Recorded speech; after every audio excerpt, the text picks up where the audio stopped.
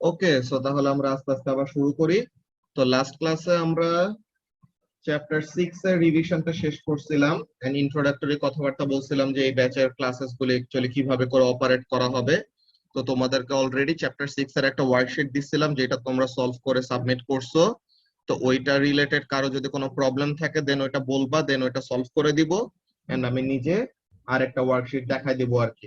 ঠিক আছে, ফার্স্টে আমরা তোমাদের প্রবলেম গুলো সলভ করব, দেন ছোট একটা রিভিশন দিয়ে যে চ্যাপ্টার 7, 8 ওই দুইটা শেষ করে দেন আমরা ওয়ার্কশিট গুলা করব। ঠিক আছে, তো তার স্ক্রিনটা শেয়ার করে নেই 1 মিনিট।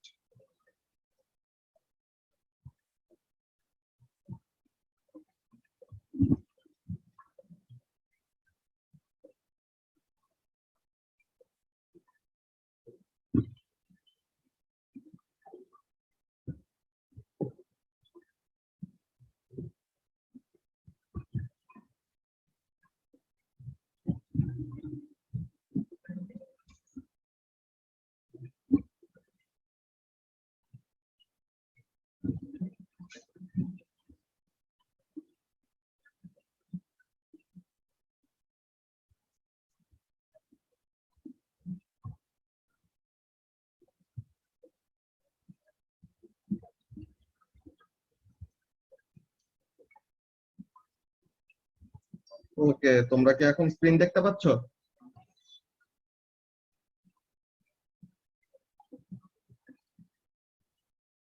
জি স্যার। ওকে, তো তাহলে এখন আমরা তোমাদেরকে তো ওয়ার্কশিট 2টা দিয়েছিলাম তাই না? চ্যাপ্টার 6 ওয়ার্কশিট 2 নাকি? সেই চ্যাপ্টার 6 ওয়ার্কশিট 2 এর মধ্যে কারো কি কোনো কনফিউশন আছে কোনো স্পেসিফিক কোশ্চেনে? কোশ্চেন নাম্বার 1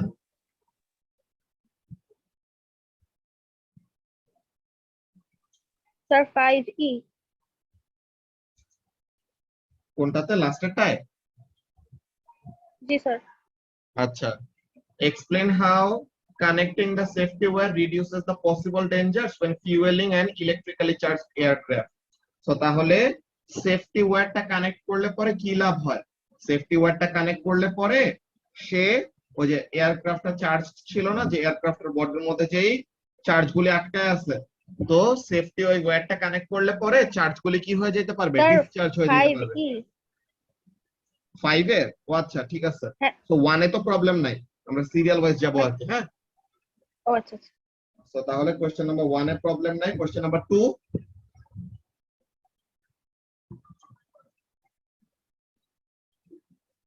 কোশ্চেন নাম্বার 2 এর লাস্টেরটায় তানভীর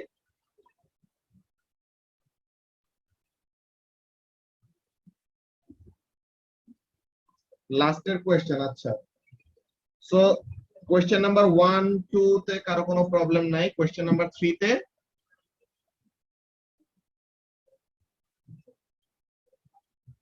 কোশ্চেন নাম্বার 4 এ। ওকে, সো তাহলে কোশ্চেন নাম্বার 1, 2, 3, 4 এ কারো প্রবলেম নাই, দ্যাটস ভেরি গুড। তো তাহলে কোশ্চেন নাম্বার 5 এর একদম লাস্টেরটায় নাকি জি স্যার। সবারই সেম?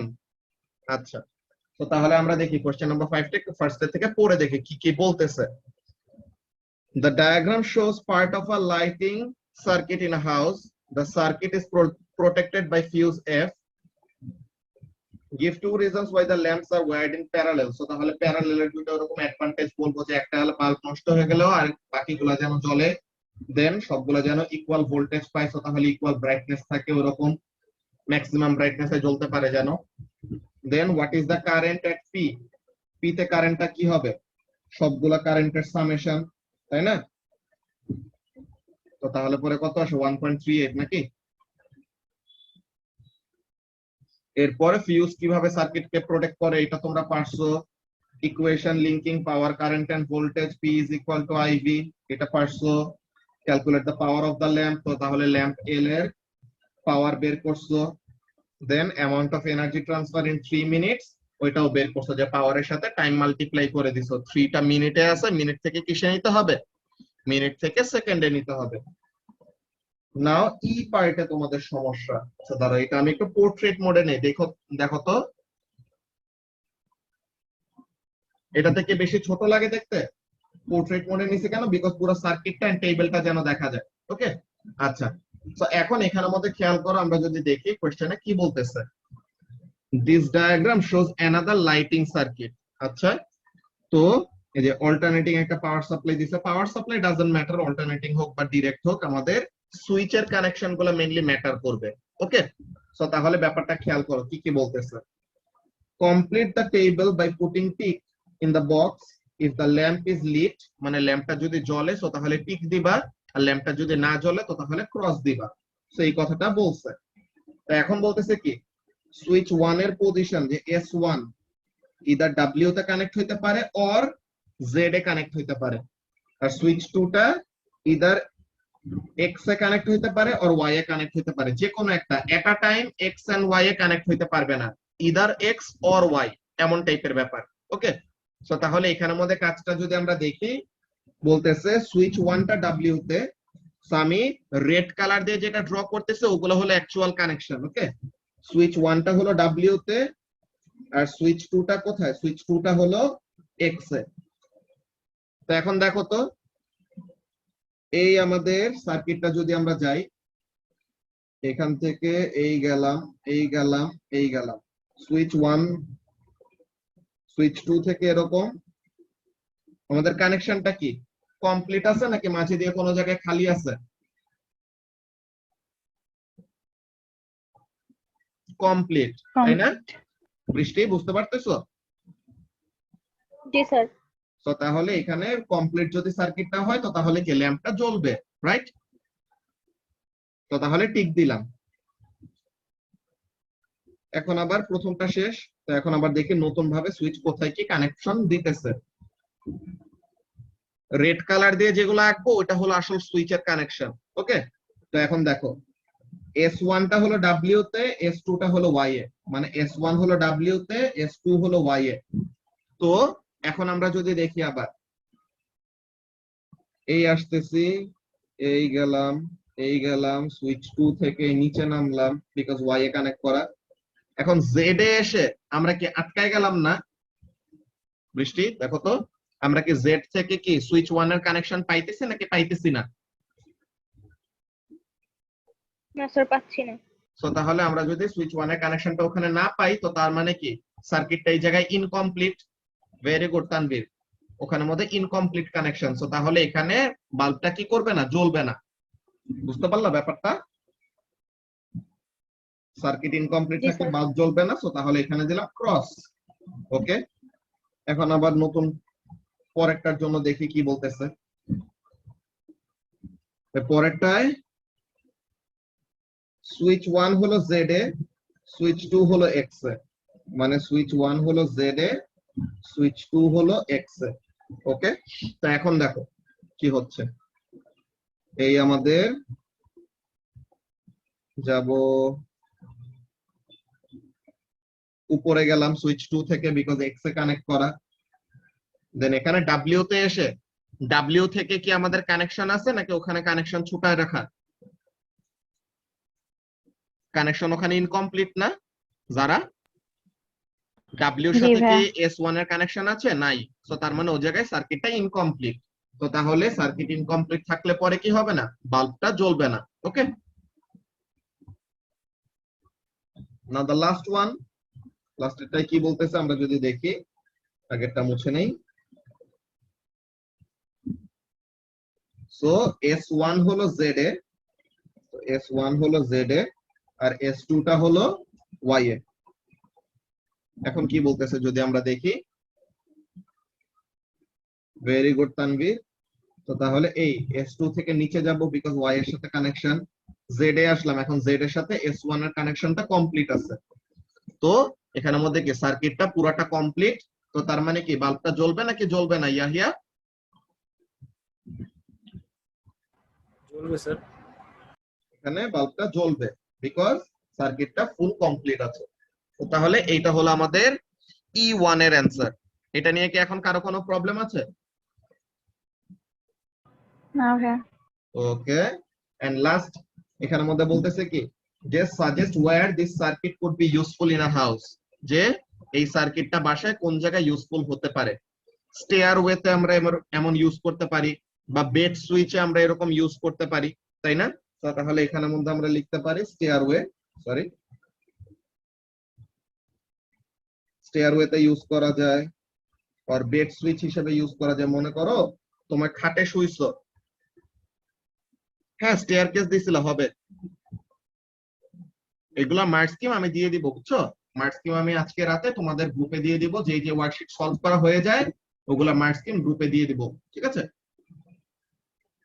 ওকে, সো তাহলে আমাদের এটা গেল ফার্স্ট অফ অল কি চ্যাপ্টার 6 এর যে ওয়ার্কশিটটা তোমাদেরকে করতে দিছিলাম ওইটার সলিউশন। তো তাহলে এটা নিয়ে কারো কোনো প্রবলেম নাই। আজকে আমরা ফার্স্টে কি করব, চ্যাপ্টার 7 আর চ্যাপ্টার 8, ঠিক আছে, যে voltage and current in circuits আর ইলেকট্রিক্যাল রেজিস্ট্যান্স, এই দুইটার প্রথমে ওই প্রেজেন্টেশন যেটা বানানো আছে না ওখানে থেকে রিভিশনটা করে নিব, then we will again give the worksheet যেটা তোমরা নেক্সট ক্লাসের আগে সলভ করবা, দেন ওইটা রিলেটেড প্রবলেম থাকলে পরে দেখাবো, এমন টাইপের ব্যাপার। ওকে, সো আমরা যদি যাই আচ্ছা প্রেজেন্টেশনটা। ভাইয়া, তুমি না বলছিলে 2টা করে হ্যাঁ ওয়ার্কশিট হ্যাঁ, ওইটা করাবা আমি নিজে আরেকটা একটা করাবো, ক্লাসে? আমি নিজে আরেকটা এক্সপ্লেন করে করে করাবো, বুঝছো? বাট ফার্স্টে এই রিভিশনটা একটু করায় নেই। ওকে আচ্ছা। আচ্ছা, সো এখন এখানের মধ্যে যদি আমরা দেখি current and voltage in circuits. Okay, so এখন এটা হলো আমাদের কোনটা, চ্যাপ্টার 7।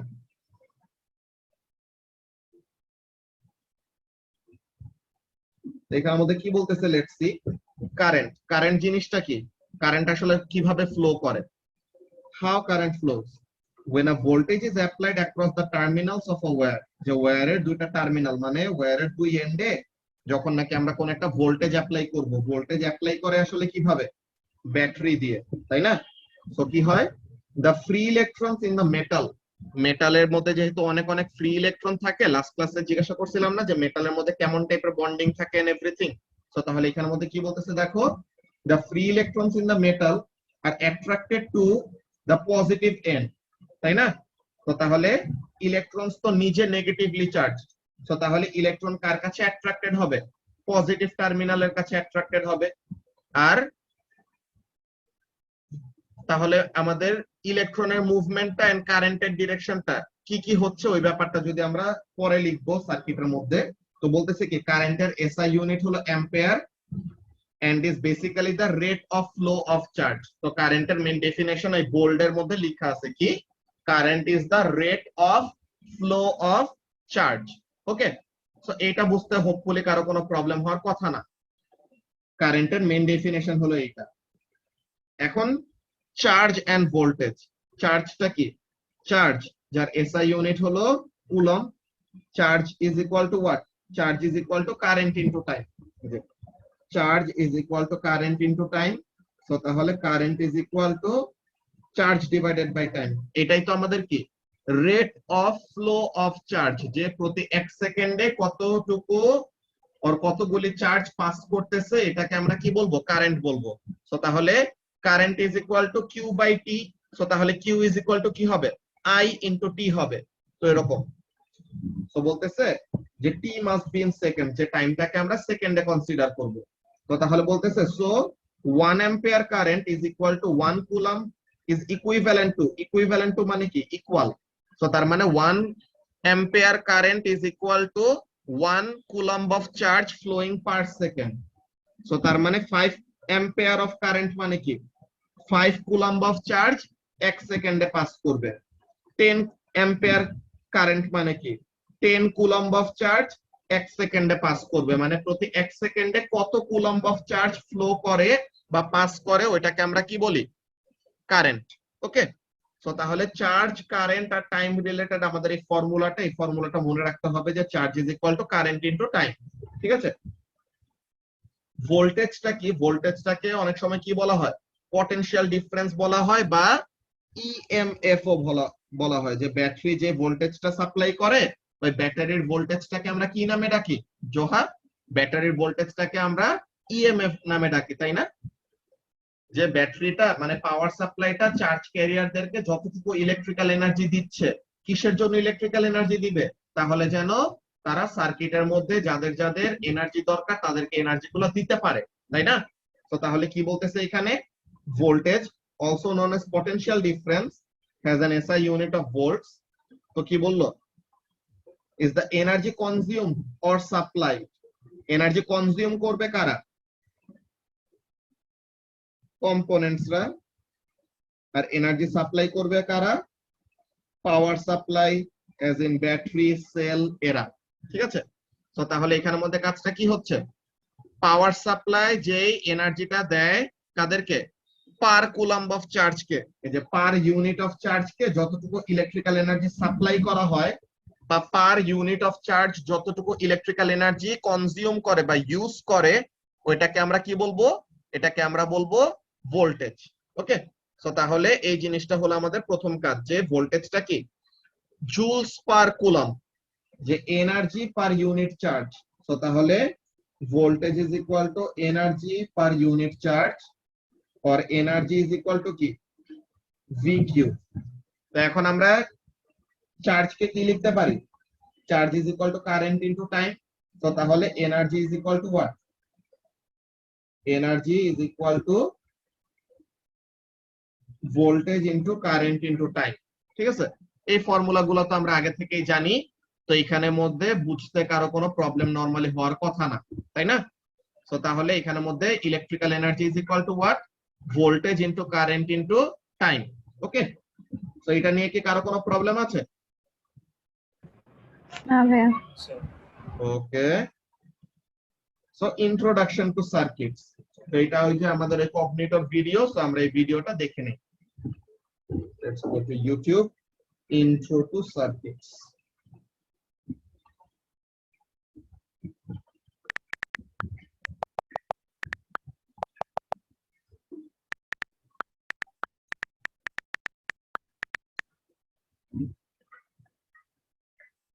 ঠিক আছে, এই যে আমাদের ইন্ট্রো টু সার্কিটস এর মধ্যে যে ভিডিওটা ওইটা দেখবো।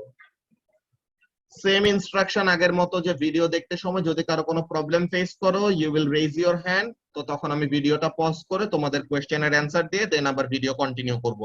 ওকে, so let's see how circuit works, or review করব আর কি, আগে থেকে তো আমরা জানি, জাস্ট এখানে একটা ছোট review. In this video, we're going to take a look at what circuits are and how we can draw them with a couple of simple components. We'll also explore the terms potential difference, current, and resistance, before finally seeing which way around a circuit current flows. An electrical circuit is just a closed loop that contains a power source, such as a cell, and something for the electrons to flow through, like this wire. We generally represent them with circuit diagrams, and this here is probably the simplest type of circuit you'll see. In order to draw more complex circuits, we need to know these symbols for the different components and where to place them. There's a whole bunch of symbols that you need to know, and we'll cover them all in more detail in other videos. For now though, we'll just consider the main ones. We've already seen the symbol for a cell, which is basically just a simple version of a battery. As batteries are made up of two or more cells, their symbol is just two cell symbols put together. Although as far as exams are concerned, cells and batteries both act in the same way. Another common symbol is for the filament lamp, which is just a small light bulb. So if we added one to our circuit and turned on the battery, then it would light up. We could also add a switch, which could be closed, allowing current to continue flowing around the circuit, or open, which would disrupt our circuit and so turn off our light. In order to explain what's going on, we need to look at some key terms, specifically potential difference, current, and resistance.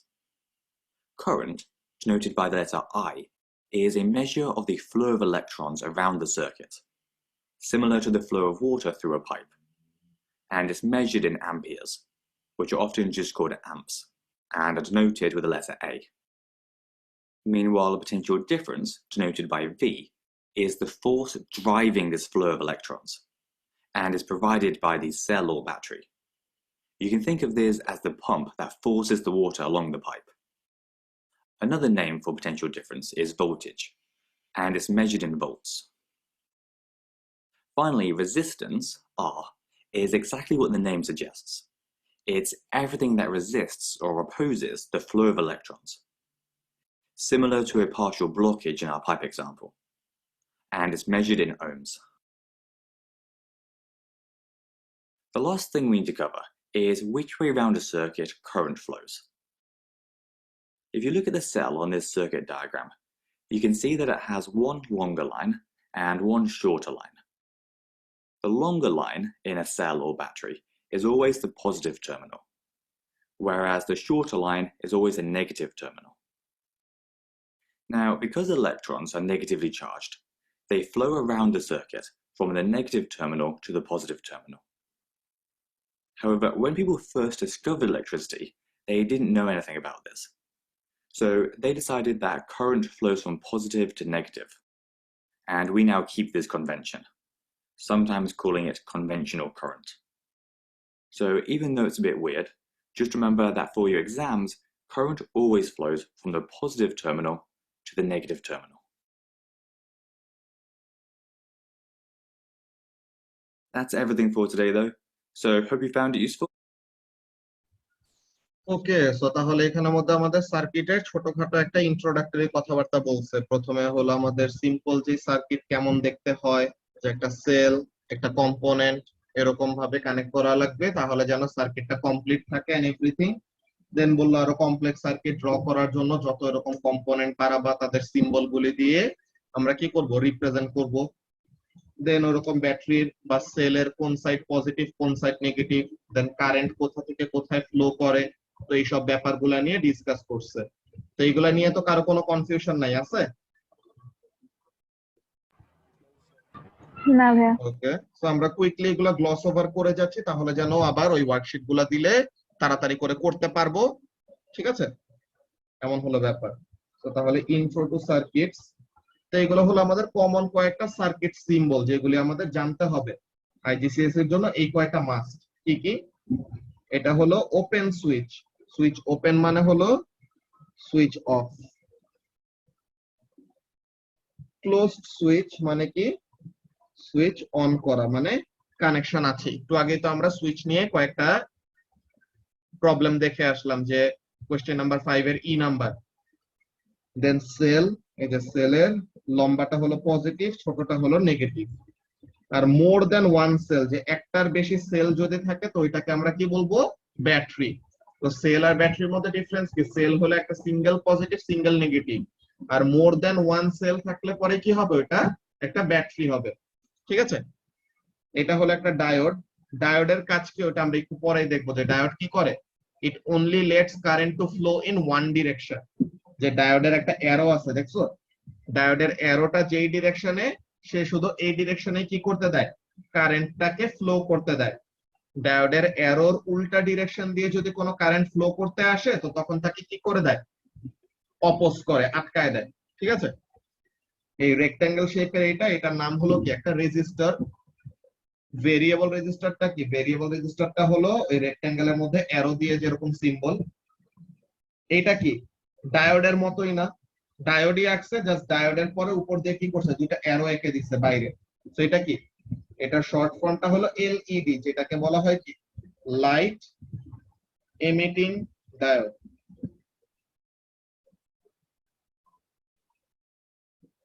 Then comes lamp, fuse, তো এটা আমরা last ক্লাসে পড়ে আসছি। ভোল্টমিটারের কাজ কি? Voltmeter দিয়ে আমরা কি করি?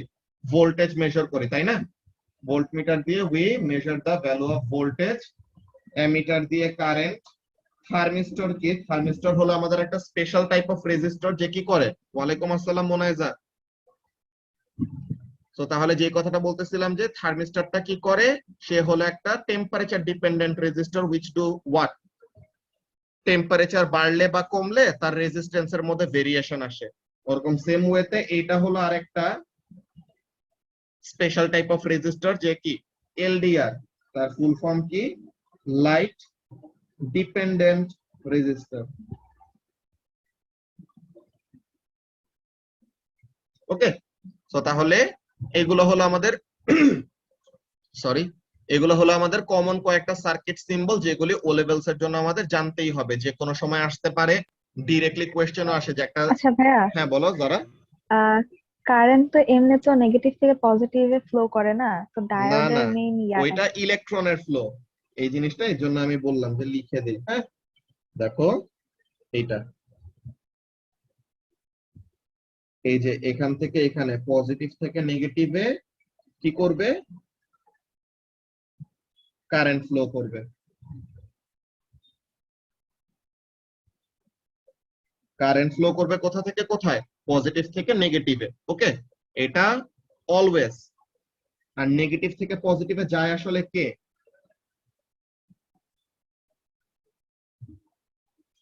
Electron flow.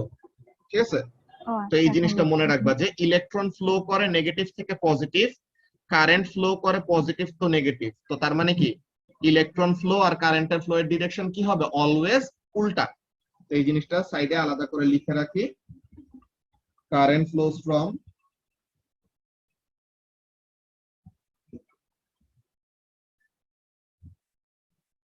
Positive to negative, electron flows from negative to positive. আচ্ছা, ডায়োড কি কারেন্টের ফ্লো ইয়া করতে হেল্প করে? হ্যাঁ, Like কারেন্টের ফ্লোটা, যে তো ডায়োড, কারেন্ট তো নর্মালি বললা যে পজিটিভ থেকে নেগেটিভেই যায়, তো ওইটা আবার ওয়ান ডাইরেকশনে কেন? এটা কি, এটা দেখাই। দেখো, ডায়োড যদি তুমি এইভাবে লাগায় রাখো, দেখছো কিভাবে আঁকছি ডায়োডটা, হ্যাঁ, ডায়োডের এরর ডিরেকশনটা কোন দিকে, ডায়োডের এরর ডিরেকশনটা হলো টুয়ার্ডস রাইট, পজিটিভ থেকে নেগেটিভ। হ্যাঁ, কারেন্টটাও কি করতেছে, টুয়ার্ডস রাইট যাচ্ছে। সো তাহলে কারেন্টের ডিরেকশন আর ডায়োডের এরর ডিরেকশন কি সেম হইলো নাকি উল্টা হইলো, সেম। সেম। তো তাহলে এখানে কারেন্টকে সে ফ্লো করতে দিবে, দিবে না কখন, এরকম।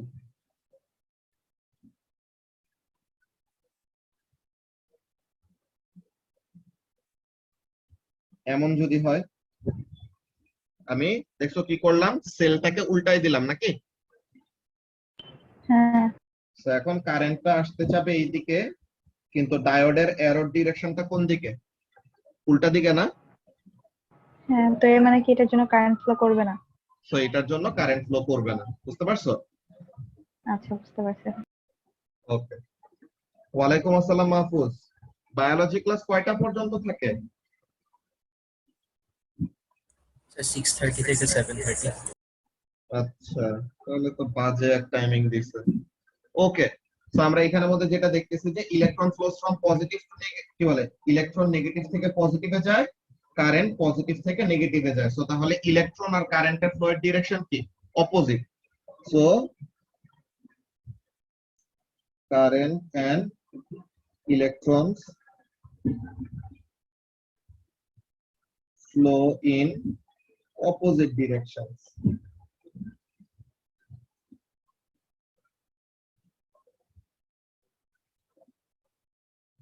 ওকে, তো এই ব্যাপারটা অলওয়েজ মাথায় রাখবা।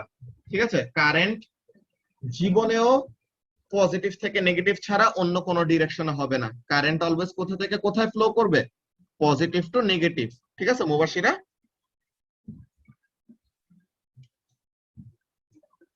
ওকে, তো তাহলে এটা গেল আমাদের কমন সার্কিট সিম্বল গুলি। এরপরে যদি আমরা দেখি সিরিজ সার্কিট, তো তাহলে সিরিজ সার্কিট রিলেটেড কি কগনিটো ভিডিও লেকচার আছে, ওই জিনিসটা আমরা দেখে নিই। আমরা তো সিরিজ সার্কিটের কন্ডিশন গুলি জানি তাই না, ক্যারেক্টারিস্টিক্স গুলি কেমন, current remains the same throughout the circuit, ভোল্টেজটা কি হয়ে যায় জোহা, সিরিজ সার্কিটে ভোল্টেজ গেটস ডিভাইডেড, তাই না, the voltage gets divided in the ratio of resistances, আর টোটাল রেজিস্ট্যান্স কি হয়, ইন্ডিভিজুয়াল রেজিস্ট্যান্স গুলার সামেশন।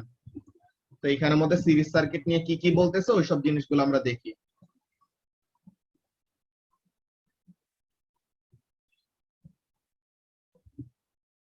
তো আবার সেম ইনস্ট্রাকশন, কি করব, ভিডিও চলতে থাকবে, ভিডিও দেখতে সময় তোমাদের যে কোনো কনফিউশন অ্যারাইজ করলে পরে হ্যান্ড রেজ করবা, আমি ভিডিও পজ করে তোমাদের কোশ্চেনের অ্যানসারটা দিয়ে দেন আবার ভিডিও কন্টিনিউ করব। ওকে,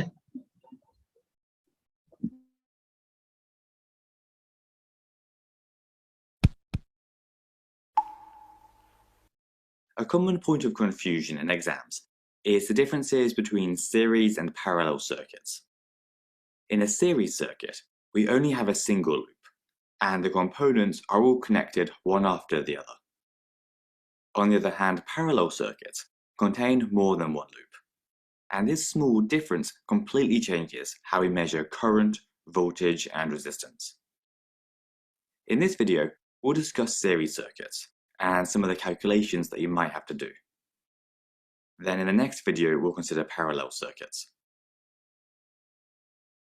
So with this series circuit, because all the components are in a single loop, if any one of them is disconnected or broken, the whole circuit will stop working. This is a really big downside, and so in practice, very few things are actually connected in series. Another thing to know is that the potential difference of the cell or battery is shared across all of the components. You might sometimes see this shown as an equation like this, which just shows that the total voltage is equal to the voltages across all of the individual components. So the first component plus the second component, and so on.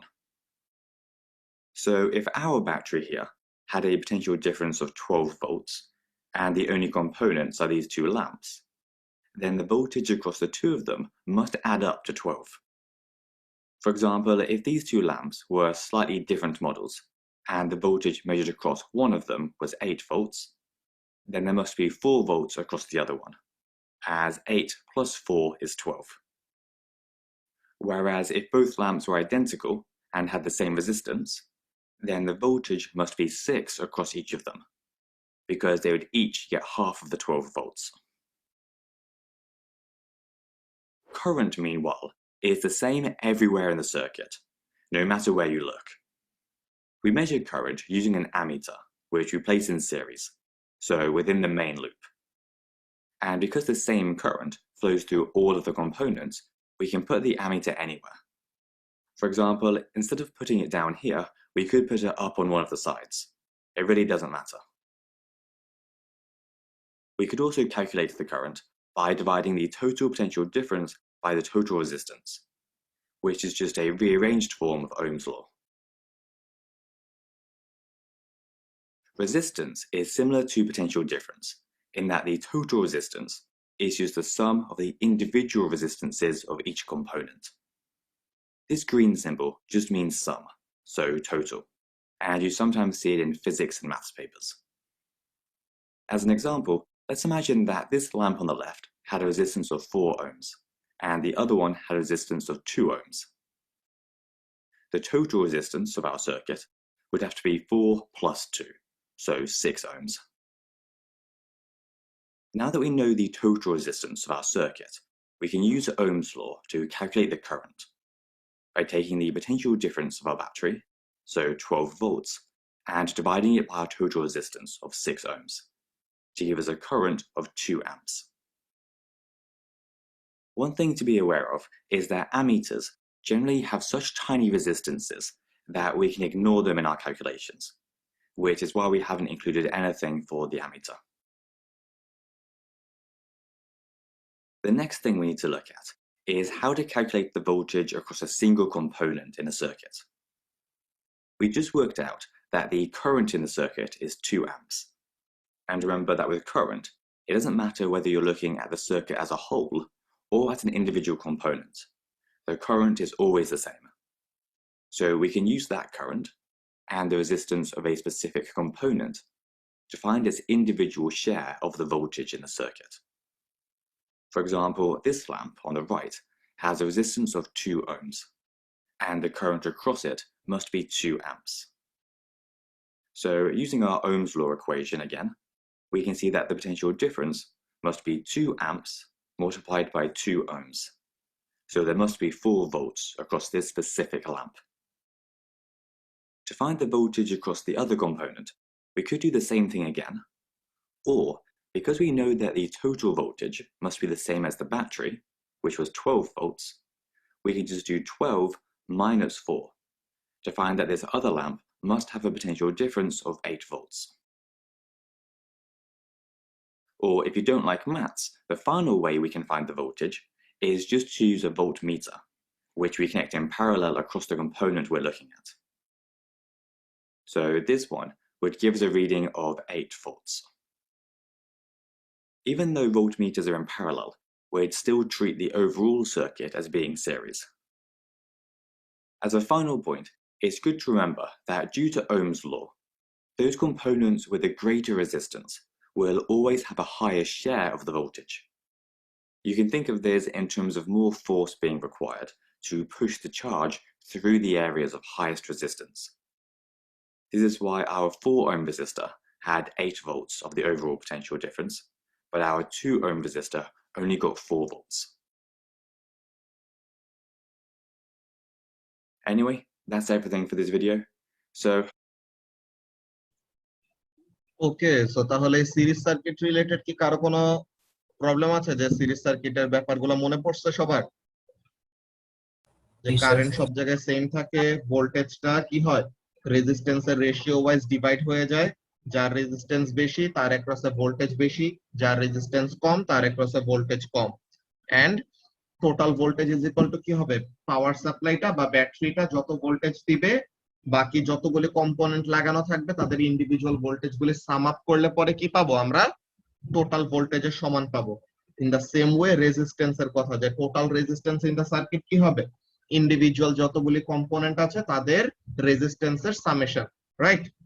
তো তাহলে এইটা গেল আমাদের series সার্কিটের discussion. এগুলো আমরা short video গুলো দেখতেছি কেন, আমরা এলাবোরেট ডিসকাশন অলরেডি মেইন সিলেবাসের সময় করে আসছি। এখন আমাদের in order to save the time quickly main point গুলো যেগুলো আমাদের না জানলেই না ওই ব্যাপারগুলি দেখে নিতেছি, ঠিক আছে? সিরিজ সার্কিটের পরে এরপর আমাদের প্যারালাল সার্কিটস, বাট এখানে আমাদের ভিডিওর কি বলে মিটিং এর আর 2 মিনিটের বাকি আছে। সো তাহলে তোমরা একটা কাজ করে এখন এই নেক্সট মিটিংটা জয়েন করে ফেলো, ওখানে আমরা এরপরে প্যারালাল সার্কিট একটা দেখাই।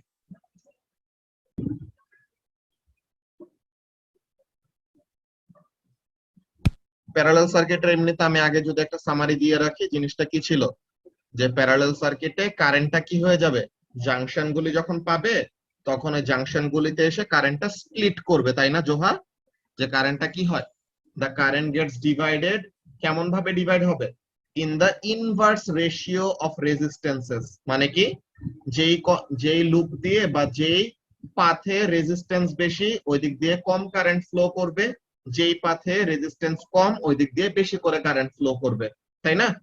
আর ভোল্টেজটা কি হয় প্রতিটা কম্পোনেন্ট যারা নাকি কি আছে প্যারালাল টু ইচ আদার আছে তাদের সবার ভোল্টেজটা সেম থাকে, যে voltage is regenerated for each loop এমন।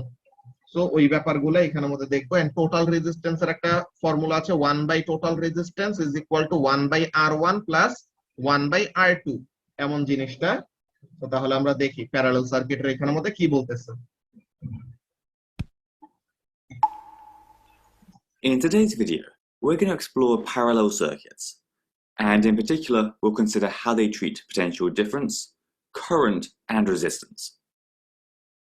Parallel circuits are those with more than one loop, and generally each loop will only contain a single component. This makes parallel circuits much more useful than series circuits, because as each component has its own loop, if any particular component breaks, then the overall circuit is still intact.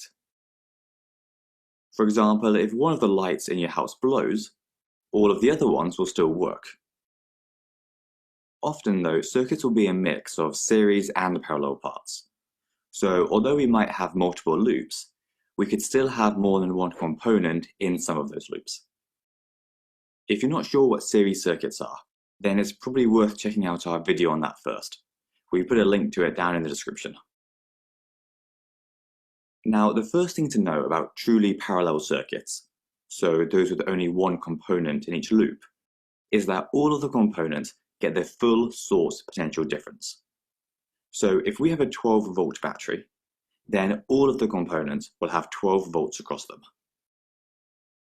The next thing to know is that the current is shared between all of the loops.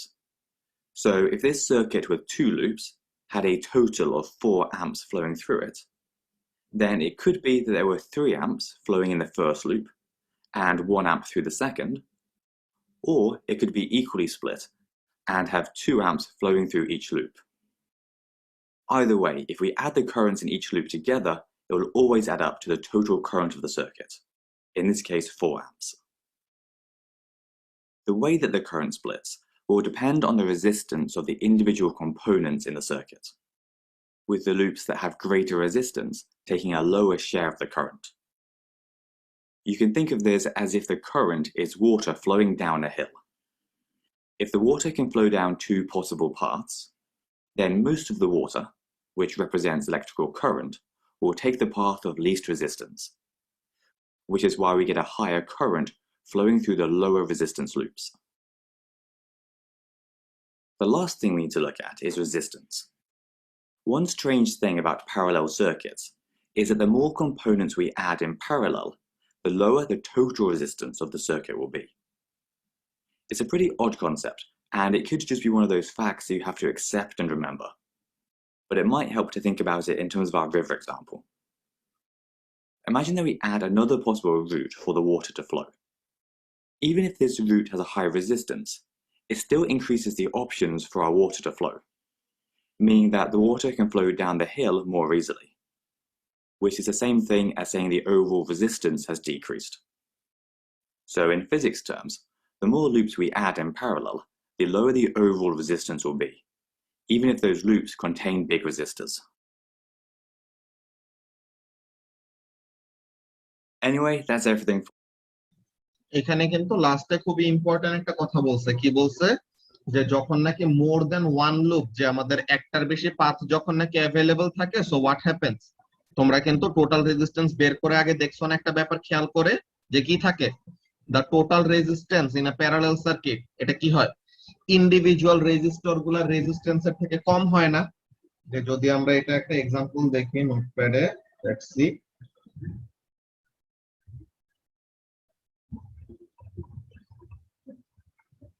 এখানের মধ্যে যদি দেখি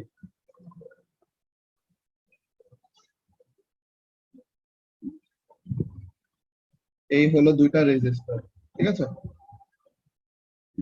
এখন কে বলবা এটা, এই R1 এর resistance একজন বলো, R2 এর রেজিস্ট্যান্স একজন বলো।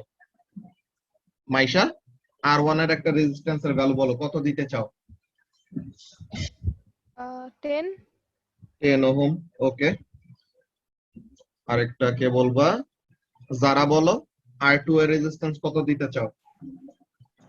6। এখন আমরা যদি কি করি, টোটাল রেজিস্ট্যান্সটা বের করি, তো তাহলে দেখবো কি আসবে, টোটাল রেজিস্ট্যান্সটা 6 ওহমেরও কম আসে, ঠিক আছে। তো আমরা যদি এটা ক্যালকুলেট করে দেখি, দেখো 1 by total resistance is equal to 1 by R1 plus 1 by R2, এমনই তো ফর্মুলা নাকি? তো তাহলে এখানের মধ্যে যদি বসাই 1 by total resistance is equal to 1 by 10 plus 1 by 6. So 1 by total resistance is equal to 6 plus 10. So তাহলে 1 by total resistance is equal to 16 by 60, মানে কত? 8 by 30, 4 by 15. তো তার মানে 1 by RT is equal to 4 by 15. So তাহলে RT is equal to কি আসে? 15 by 4. 15 by 4 মানে কত? 4 by 15 হলো আমাদের 1 by total resistance, so তাহলে এটা কত আসে? 3.75, তাই না? 3.75। তাহলে 4 তো হতো যদি কি হতো 16 এর বড় হইতো, তাই না? তো তাহলে 3.75 ওহম। তো দেখছো টোটাল রেজিস্ট্যান্সটা কি হইছে, ইন্ডিভিজুয়াল রেজিস্টর গুলার রেজিস্ট্যান্সের থেকে কম আসছে না। তো what is the reason over here? Because যত তুমি অল্টারনেট এরকম পাথ প্রোভাইড করবা, বুঝছো, যত তুমি এরকম অল্টারনেট পাথ প্রোভাইড করবা, তত কি হবে, তোমার অন্য পাথগুলাতেও ইজ বাড়বে, যে ওই দিকগুলোতেও ইজিলি ফ্লো করতে পারবে। মনে করো এরকম যে রিভার দিয়ে যেমন এক্সাম্পল দেখাইলো, এখানে যদি আমরা দেখাই, মনে করো একটা বুথ ছিল, যে টিকিট কেনার বুথ, ঠিক আছে। একটু পরে তো বাংলাদেশ ইন্ডিয়ার খেলা শুরু হবে। তো মনে করো যে এটা হলো খেলার টিকিট কিনতে যাবে মানুষজনের বিশাল ভিড়, ওকে। অনেক অনেক অনেক অনেক অনেক অনেক মানুষ আছে, সবাই এরকম লাইন ধরে আছে। তো এখন জাস্ট একটা পাথ যদি থাকে টিকিট কেনার, তো তাহলে কি the path will be very lengthy, তাই না? যে সবার টিকিট পাইতে অনেক লম্বা একটা সময় লাগবে। বাট তুমি যদি এখন সেকেন্ড আর একটা বুথ ওপেন করে দাও, তুমি যদি এখানে সেকেন্ড একটা পাথ ওপেন করে দাও, তো তখন কি হবে? কিছু মানুষ তারা এখানে শিফট হয়ে যেতে পারবে, তাই না? তো তাহলে ওভারঅল সবাই সবাই মানে কি মানুষগুলাকে কি হিসেবে ধরতেছি আমরা? চার্জড পার্টিকেল হিসেবে ধরতেছি। তো তাহলে টিকিট পাওয়াটা মানে হলো সার্কিট কমপ্লিট করা, আর চার্জ পার্টিকেল গুলা সবাই টিকিট পাওয়া মানে কি সবগুলা চার্জ পার্টিকেল সার্কিটটা কভার করবে। তো এখন দেখো, যদি একটা জাস্ট পাথ থাকতো, তো তখন কি হইতো? জাস্ট একটা পাথের জন্য তাদের সবার টিকিট পাইতে অনেক লম্বা সময় লাগতো। তো তার মানে তখন কি the current would have been less, তো তার মানে resistance would have been higher। কিন্তু কিছু মানুষ যদি সেকেন্ড বুথ বা আরো যদি কয়েকটা মাল্টিপল পাথ বানায় দাও, তো তখন কি হবে? অনেক তাড়াতাড়ি সবাই টিকিট পেয়ে যাবে না, মানে অনেক তাড়াতাড়ি সবাই কি করে ফেলতে পারবে? সার্কিটটাকে কমপ্লিট করে ফেলতে পারবে। সো যত তাড়াতাড়ি তুমি সার্কিট কমপ্লিট করলা মানে কি তোমার কারেন্ট কি হইলো? মোনাইজা, কারেন্টের ভ্যালুটা বেড়ে গেল না? তো কারেন্ট বেড়ে যাওয়া মানে রেজিস্ট্যান্স কি হওয়া? কারেন্ট বেড়ে যাওয়া মানে রেজিস্ট্যান্স কমে যাওয়া। তো এটা হলো ব্যাপার, যে যত তুমি অল্টারনেট পাথ প্রোভাইড করবা, তত কি হবে? ওভারঅল রেজিস্ট্যান্সটা কমে যাবে ইন্ডিভিজুয়াল রেজিস্ট্যান্স গুলার থেকে। ওকে, সো এইটা গেল আমাদের একটা অ্যানালজি, যেটা দিয়ে বুঝতে ইজি হয়। তো প্যারালাল সার্কিটের ডিসকাশনটা এখানে গেল। সো এটা ছিল আমাদের চ্যাপ্টার 7। আমরা আজকে চ্যাপ্টার 8টাও শেষ করে ফেলবো। সো চ্যাপ্টার 8 ইলেকট্রিক্যাল রেজিস্ট্যান্স, এখানের মধ্যে কি বলতেছে লেটস সি। এটা হলো আমাদের চ্যাপ্টার 8।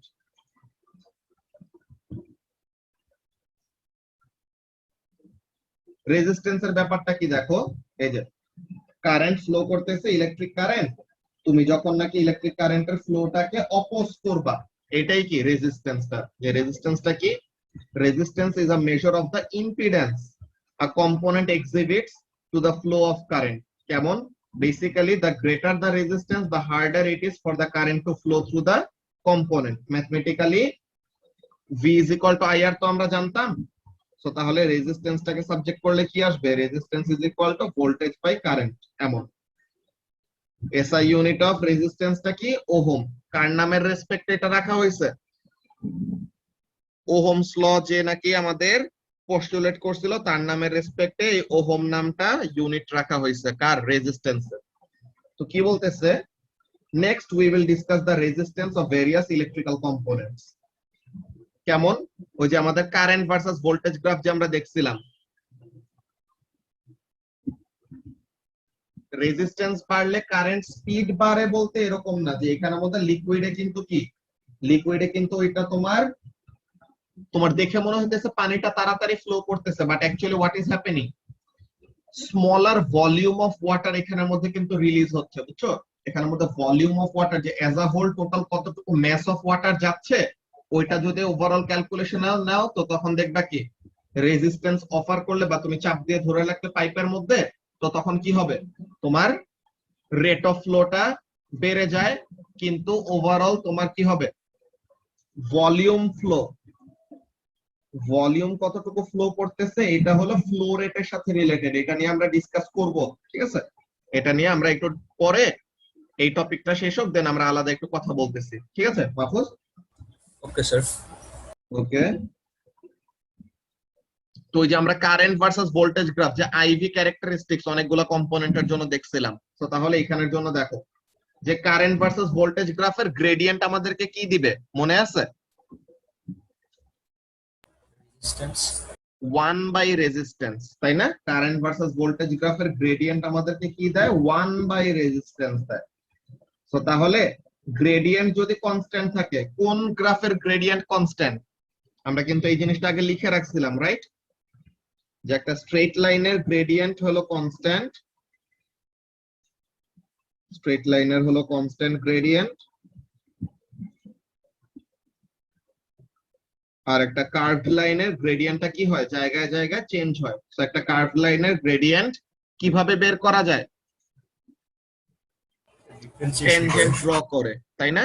ট্যানজেন্ট ড্র করে করে যেই পয়েন্টে আমরা গ্রেডিয়েন্ট বের করতে যাবো ওখানে ট্যানজেন্ট ড্র করব, দেন ওই ট্যানজেন্টের গ্রেডিয়েন্টটাই হবে ওই পয়েন্টে গ্রাফের গ্রেডিয়েন্ট, এরকম। Not constant gradient or variable gradient, যেটাই বলো একই কথা। তো এখন এখানের মধ্যে বলতেছে কি যে মেটাল ওয়্যার আর রেজিস্টার যার নাকি টেম্পারেচার কনস্ট্যান্ট থাকে ওটার জন্য কি হয়, তারা ওহমস ল ওবে করে। কেমন? এই যে these follow Ohm's law which states that the voltage across a conductor is directly proportional to the current, যে ভোল্টেজটা কি কারেন্টের সাথে directly proportional provided that the temperature is constant। তো টেম্পারেচার যদি কনস্ট্যান্ট থাকে কি হবে, ভোল্টেজ আর কারেন্ট ডিরেক্টলি প্রপোর্শনাল, মানে ভোল্টেজ বাড়লে কারেন্ট বাড়বে, ভোল্টেজ কমলে কারেন্ট কমবে, এমন টাইপের ব্যাপার। তো তাহলে স্ট্রেট লাইন মানে কি, গ্রেডিয়েন্ট হলো কনস্ট্যান্ট, তো গ্রেডিয়েন্ট কনস্ট্যান্ট মানে কি রেজিস্ট্যান্সটাও কি ফিক্সড, রেজিস্ট্যান্সটাও বাড়বেও না কমবেও না, এমন। ফিলামেন্ট বাল্বের জন্য ব্যাপারটা কেমন দেখো, প্রথমের দিকে যে এই জায়গাটায় যদি আমরা ট্যানজেন্টটা কি, প্রথমের দিকে কি ট্যানজেন্টের স্টিফনেসটা বেশি, পরের দিকে ট্যানজেন্টের স্টিফনেস কমে গেছে। তো এখান থেকে আমরা কি বুঝতে পারতেছি দেখো, প্রথমে গ্রেডিয়েন্ট বেশি, gradient is equal to 1 by resistance. তো গ্রেডিয়েন্ট যদি বেশি হয় তো তার মানে রেজিস্ট্যান্সের ভ্যালুটা কি কম, তাই না? তো তার মানে প্রথমের দিকে রেজিস্ট্যান্সটা কম, এই যে এর জন্য লেখা রাখছে লো রেজিস্ট্যান্স, আর পরে রেজিস্ট্যান্সটা ইনক্রিজ করে। এখন রেজিস্ট্যান্সটা আসলে কেন বাড়ে ওইটার আমাদের এক্সপ্লেনেশন আছে, ওই এক্সপ্লেনেশনটা এখানে আমাদের লেখা। সো লেটস সি কি বলতেছে। Filament bulb, as the voltage and current increases the filament bulb heats up। তো হিট আপ যদি হয় তো তার মানে টেম্পারেচার তো আর কনস্ট্যান্ট থাকতেছে না, টেম্পারেচার কনস্ট্যান্ট থাকা তো আমাদের একটা কন্ডিশন, কিসের মধ্যে, ওহমস ল ওবে করার মধ্যে। তো তাহলে টেম্পারেচার যদি কনস্ট্যান্ট না থাকে তো তাহলে তো আর ওহমস ল ওবে করবে না, মানে কি টেম্পারেচার যদি কনস্ট্যান্ট না থাকে তো তাহলে ভোল্টেজ আর কারেন্ট ডিরেক্টলি প্রপোর্শনাল থাকবে না আর কি। সো এটা বলতেছেন so doesn't follow Ohm's law. তো তাহলে resistance increases as voltage does. তো তার মানে কি, and the IV graph যে কারেন্ট ভার্সেস ভোল্টেজ গ্রাফ কি হয়, কার্ভ হয়ে যায় and becomes progressively flatter। Flat হওয়া মানে কি, ফ্ল্যাট হওয়া মানে গ্রেডিয়েন্ট কমে যাওয়া, আর গ্রেডিয়েন্ট যত কম রেজিস্ট্যান্স তত বেশি। কেন? বিকজ বারবার করে একটা ব্যাপার মনে করাই দিচ্ছি যে কি কারেন্ট ভার্সেস ভোল্টেজ গ্রাফের গ্রেডিয়েন্ট আমাদেরকে কি দিবে, যারা 1 বাই রেজিস্ট্যান্স, তাই না? সো তার মানে গ্রেডিয়েন্ট কম মানে রেজিস্ট্যান্স বেশি এন্ড ভাইস ভার্সা। ওকে, তো এখন এখানের জন্য কি বলতেছে, এটা হাইয়েস্ট অনেক হাই হইলে পরে ততক্ষণে ওরকম আমাদের মেল্টিং পয়েন্টের ওরকম কাছাকাছি চলে যায়, এর আগ পর্যন্ত এরকম রেজিস্ট্যান্স বাড়তেই থাকে, বুঝছো? এরপরে যে মেল্টি হয়ে যায় ওভারঅল। তো এখানের মধ্যে কি বলতেছে, দা রেজিস্ট্যান্স ইনক্রিজেস বিকজ, যে রিজনটা বলতেছে কি, as the filament's temperature rises the ions in it vibrate more। যে বলছিলাম না যে মেটালিক ল্যাটিসের সাথে কি হয়, ইলেকট্রন গুলোর বেশি বেশি করে কলিশন হয়।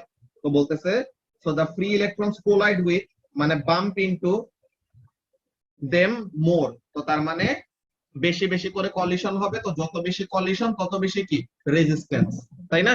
তো তাহলে এর জন্য ফিলামেন্ট বাল্বে কি হয়, টেম্পারেচার বাড়লে রেজিস্ট্যান্স বেড়ে যায়। ওকে,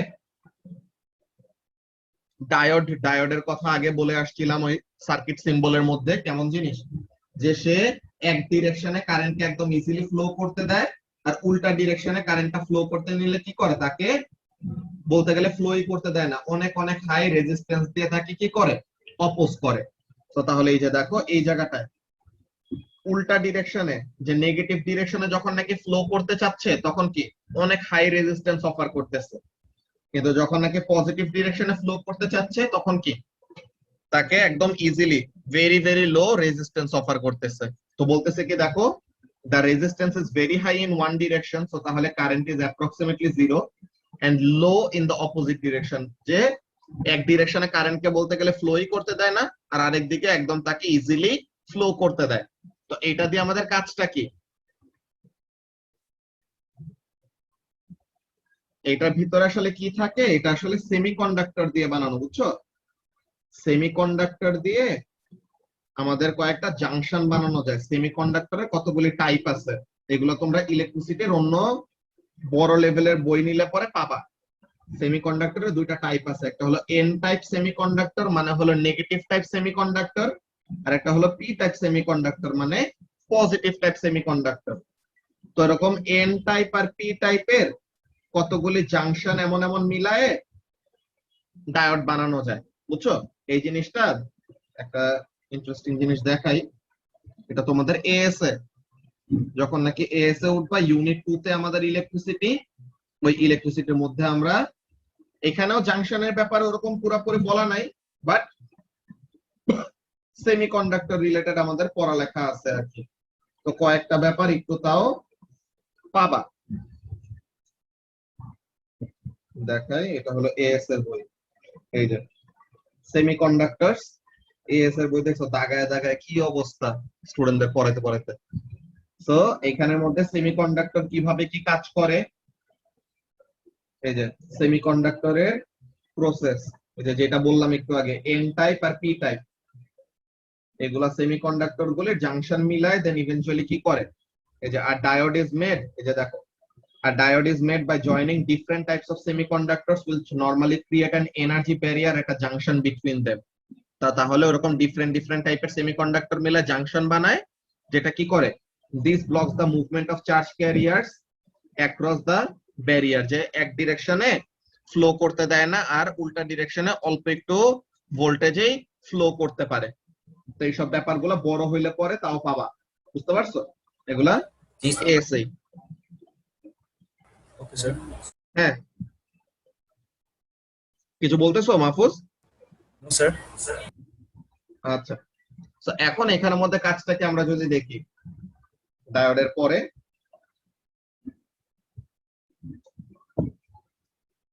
তো তাহলে এই জিনিসটা যে একটু আগে যারা যে কোয়েশ্চেনটা করছিল, দেখো এই যে কারেন্ট এইদিকে ফ্লো করতেছে, ডায়োডের অ্যারোটাও সেম ডিরেকশনে, তাই না?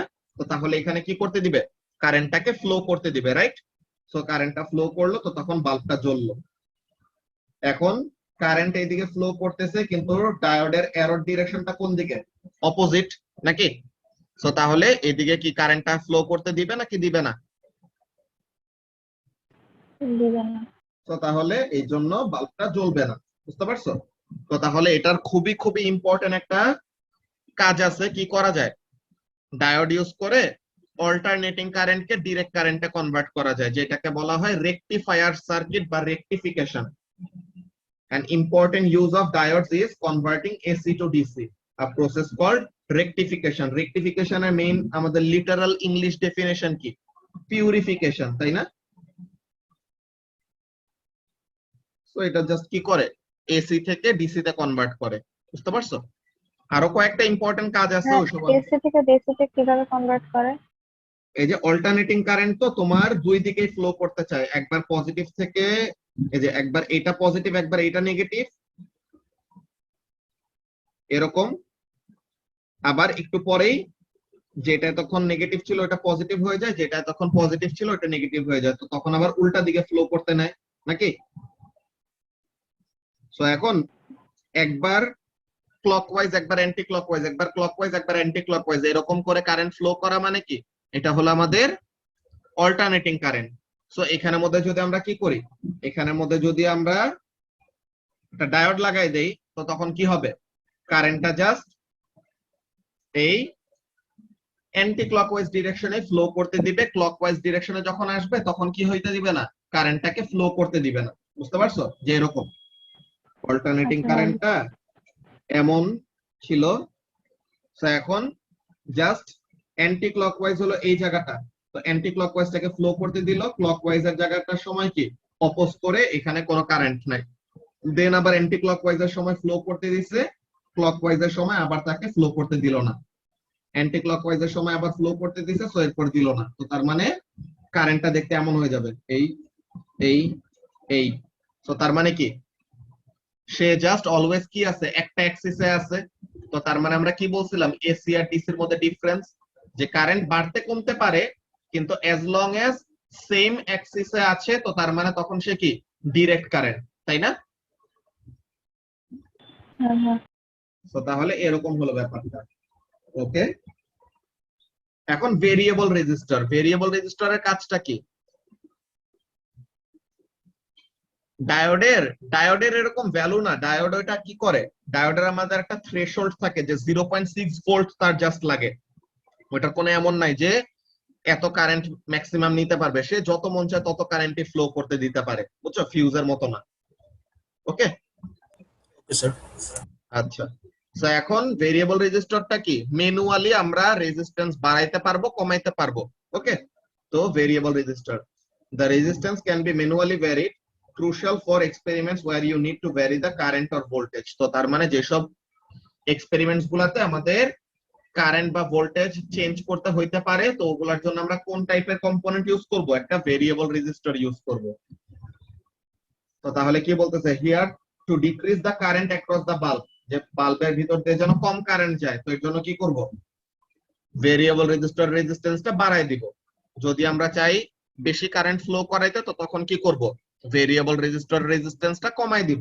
ওকে, তো তাহলে the resistance of the variable resistor increase করা হয় যদি কারেন্ট কমাইতে চাও, আর কারেন্ট বাড়াইতে চাইলে উল্টা কাজটা। ওকে, থার্মিস্টর, এই কথাও একটু আগে বলছিলাম যে এটা কি টেম্পারেচার ডিপেন্ডেন্ট রেজিস্টর, তাই না?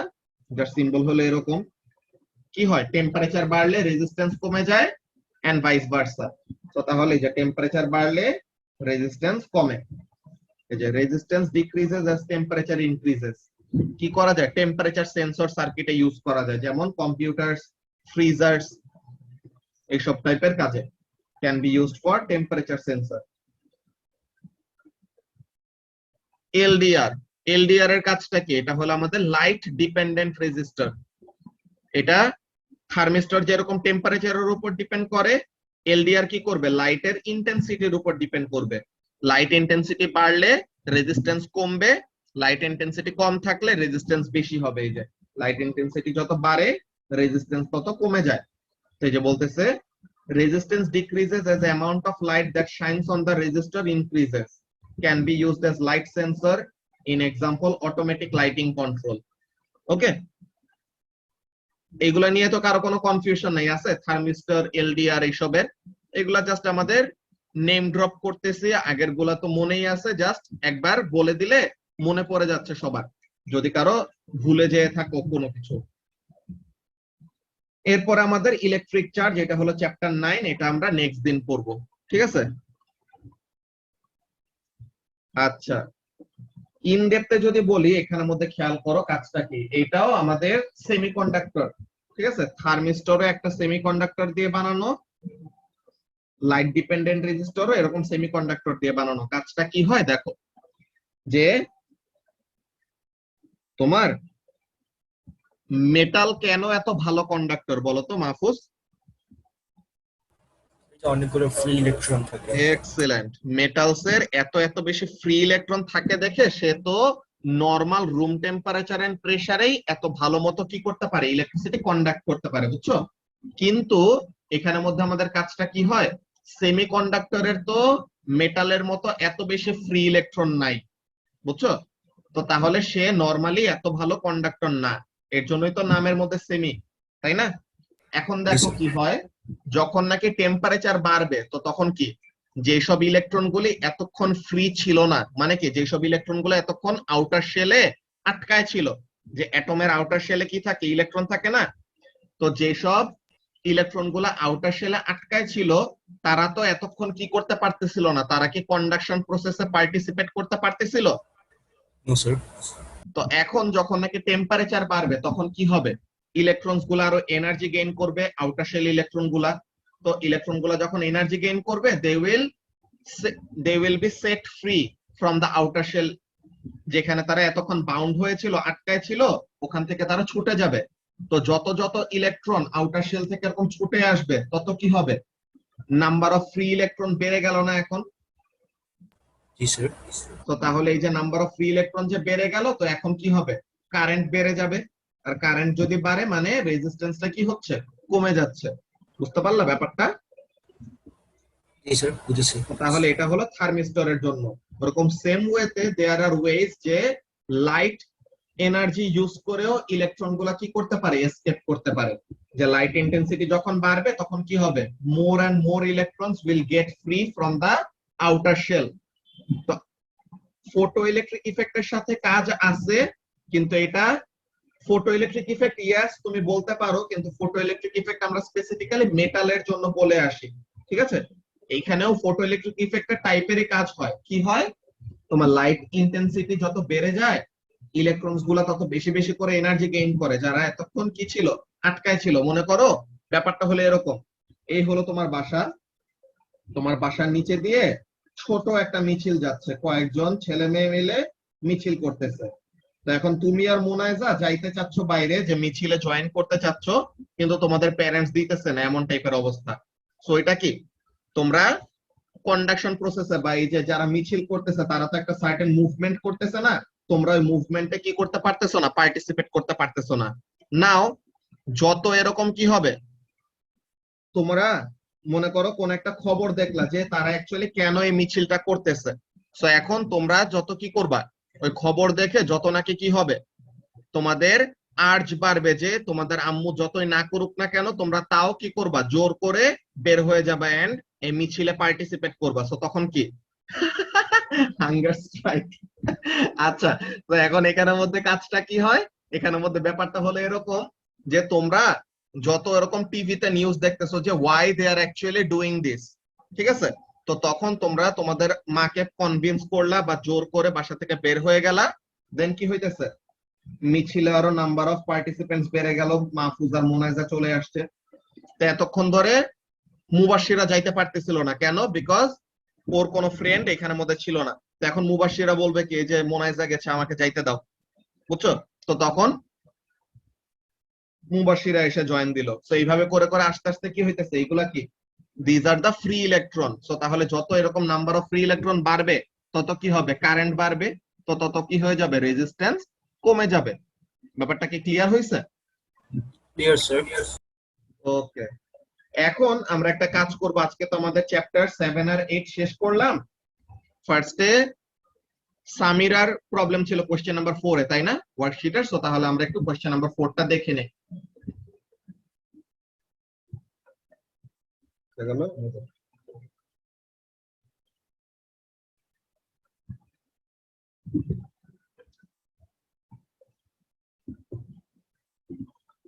কোশ্চেন নাম্বার 4, কোশ্চেন নাম্বার 4 এ কি পুরোটাতে problem Samira?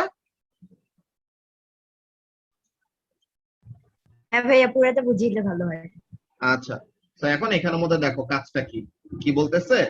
A kitchen has a water supply, an electricity supply and electrical lighting.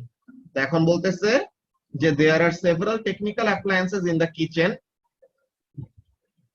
হ্যাঁ, মেটাল অ্যাপ্লায়েন্স নিয়ে ওরকম লেখা যায় যে তোমার টোস্টার আছে, কেটেল আছে, clothes iron, microwave oven and dishwasher. So বলতেছে discuss 3 kinds of hazards of using electricity in the kitchen. কেমন হইতে পারে দেখো, তোমার তো এত এত যে ইলেকট্রিক্যাল অ্যাপ্লায়েন্স গুলি আছে, তো তাদেরকে কি করা লাগে, ইলেকট্রিসিটির কানেকশন দেওয়ার জন্য কি করতে হয় সামিরা, প্লাগ কানেকশন দেওয়া লাগে না, যে প্লাগ আমাদের প্লাগ ইন করা লাগবে নাকি সুইচ বক্সে? তো সুইচ বক্সে তুমি প্লাগ ইন করবা। ওকে, এখন তোমার প্লাগ যদি কি থাকে, ভাঙা থাকে, মনে করো প্লাগের একটা কোণা ভেঙে আছে, তো একটা কোণা যদি ভেঙে থাকে তো তখন কি হবে, প্লাগের একটা কোণা ভেঙে থাকলে পরে তখন দ্য লাইফ পার্ট কি হয়ে যাবে, এক্সপোজ হয়ে যাবে, রাইট? সো লাইফ পার্টটা যদি এক্সপোজ হয়ে যায়, তখন যদি ইউজার ওখানে টাচ করে তো কি হইতে পারে, সে ইলেকট্রিক শক খাইতে পারে নাকি? এটা একটা টাইপের হ্যাজার্ড বলতে পারো। দেন এত এত যে আমাদের ইলেকট্রিক্যাল অ্যাপ্লায়েন্স গুলি আছে, তো এগুলা কি, তাদের যদি লম্বা কোনো ওয়্যার টোয়্যার থাকে, তো লম্বা ওয়্যারের মধ্যে কি হইতে পারে, মানুষজন ট্রিপ করতে পারে না, উষ্টা খাইতে পারে না। সো অন টাইপের প্রবলেম নিয়ে লিখতে পারো। দেন কি বলা যায়, ওয়াটার, তো আমাদের ওয়াটার যদি কি করে, কোন ইলেকট্রিক্যাল এমন কন্ডাক্টরের সাথে কন্ট্যাক্টে আসলে পরে, ওয়াটারের জন্য আমরা যদি কন্ট্যাক্টে আসি, যে ভেজা হাতে যদি ওগুলা টাচ করি, তো তখন কি হইতে পারে, ইলেকট্রিক শক খাইতে পারি। ব্যাপারগুলো বুঝতে পারতেছো কি বলতেছি? হ্যাঁ ভাইয়া। তো তাহলে এরকম টাইপের হ্যাজার্ড গুলা নিয়ে আমরা ডিসকাস করতে পারি। তো এখানের জন্য ধরো একটা মিনিট, এটা মার্ক স্কিমটা আসিফ এখনো দিছে নাকি দেখে নেই। এগুলা মার্ক স্কিমটা তোমাদের গ্রুপের মধ্যে এমনিতে দিয়ে দিব, বাট স্টিল এখানের মধ্যে দেখি।